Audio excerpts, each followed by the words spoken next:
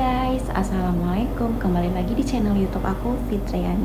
Di video kali ini aku ingin menjelaskan beberapa prosedur tentang transplantasi ginjal.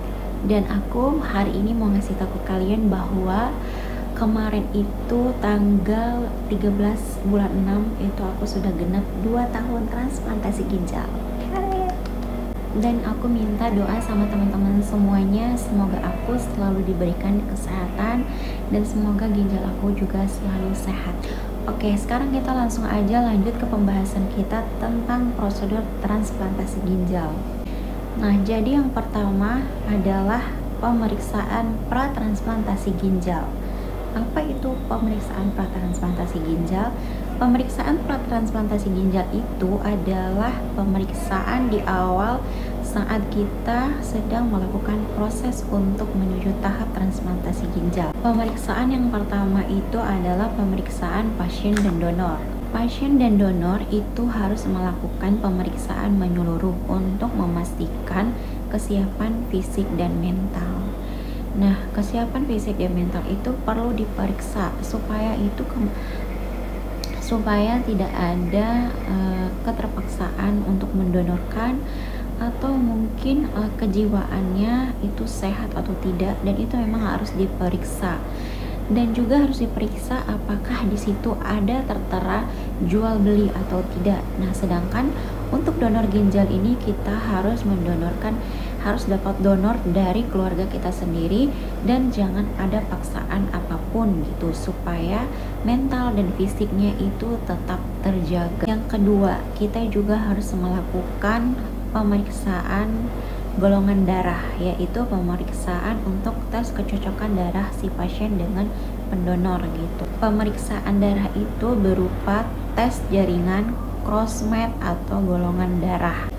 Tes kecocokan jaringan atau crossmatch itu dilakukan untuk melihat kecocokan ginjal donor untuk tubuh si penerima. Setelah semuanya yang sudah dites itu ada kecocokan, dari mulai seperti edukasi, terus psikiatri, semuanya termasuk golongan darah. Kalau misalkan udah cocok semua, baru dilakukan tindakan operasi. Saat operasi ginjal mulai dilakukan, biasanya ginjal donor itu akan ditempatkan di tubuh penerima. Biasanya itu akan ditempatkan tuh di bawah perut si penerima, dan akan disambungkan pembuluh darah dan ureter kita supaya nanti kita tuh sudah bisa buang air kecil lagi gitu. Lalu setelah operasi cangkok ginjal selesai, kita juga perlu melakukan perawatan pasca transplantasi ginjal. Nah, penerima ginjal itu akan dipantau terus di rumah sakit untuk dipastikan tidak ada komplikasi untuk ginjal barunya, dan juga untuk memastikan bahwa ginjal barunya itu berfungsi dengan baik. Dan setelah kita melakukan transplantasi ginjal, kita itu perlu mengkonsumsi obat imunosupresan untuk menahan atau menekan imun tubuh kita agar tidak menyerang si ginjal baru itu yang ada di tubuh kita. Nah, jadi sangat perlu untuk mengkonsumsi obat imunosupresan. Biasanya juga dibarengi dengan obat nitil. Nitil itu untuk peradangan di ginjal, dan juga ada beberapa obat lainnya seperti Camifed, atau bisa diganti dengan Myfortic, atau juga ada obat lainnya yang bisa diganti. Dan kita itu memang perlu mengkonsumsi obat itu seumur hidup ya, agar supaya tidak terjadi penolakan di ginjal baru kita gitu. Jadi harus benar-benar dipastikan juga obat yang kita minum itu harus teratur dan tepat waktu, guys. Jadi jangan sampai obat itu terlewatkan tuh, tidak diminum tuh tidak boleh ya, guys.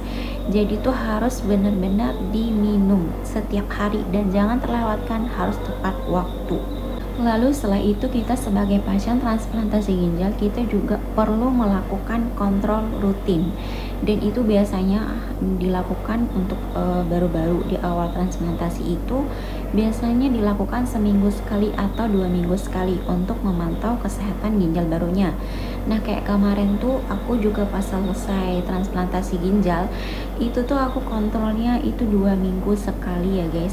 Nah setelah setahun lebih itu aku sudah mulai kontrol 1 bulan sekali, bahkan sampai sekarang aku sudah transplant 2 tahun aku pun masih tetap kontrol ulang tuh 1 bulan sekali untuk memastikan bahwa ginjal aku tuh baik-baik aja dan sehat-sehat aja gitu.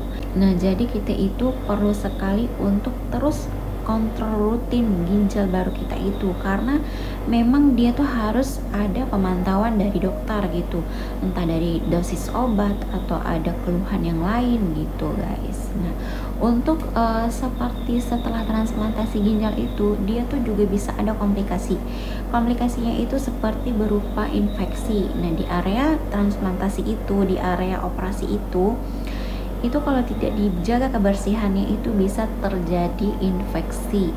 Nah infeksi itu bisa terjadi berupa kayak keluar cairan atau bernanah gitu. Jadi kayak harus benar-benar dijaga banget supaya daerah daerah bagian operasi itu harus benar-benar selalu dalam keadaan bersih gitu ya. Nah di awal tahap transplantasi itu biasanya perban di area transplantasi itu akan dibuka setelah 2 minggu. Aku kemarin 2 minggu alhamdulillah udah kering, lalu dilepas dan langsung bisa dibawa mandi. Dan setelah mandi itu harus benar-benar dilap pakai tisu kering ya, untuk dilap yang bikin jangan sampai lembab gitu. Jadi harus benar-benar bersih banget, harus benar-benar kering di area itu, jangan sampai lembab gitu. Nanti kalau misalkan area transplant itu, area operasi itu sudah kering, sudah tidak ada bekas jahitan ya kan, nah itu baru dinyatakan benar-benar udah sembuh, udah kering banget gitu. Dan untuk mempercepat proses pemulihan di area operasi itu, kita dianjurkan perbanyak makan daging ya guys, makan protein yang tinggi supaya daerah operasi kita itu cepat kering dan cepat sembuh seperti itu. Nah guys, jadi itu aja penjelasan dari aku tentang prosedur transplantasi ginjal. Nah untuk kalian yang ingin melakukan transplantasi ginjal, kalian boleh konsultasikan langsung kepada dokter spesialis ginjal gitu. Jadi jangan hanya bertanya-tanya melalui orang-orang gitu, tapi kalian juga harus konsul langsung sama dokter atau ahli spesialis ginjal seperti itu. Nah itu aja dulu video dari aku. Terima kasih banyak buat kalian yang sudah nonton. Semoga video ini bermanfaat buat kalian semua. Jangan lupa di like, comment, and subscribe. Terima kasih. Bye bye. Assalamualaikum.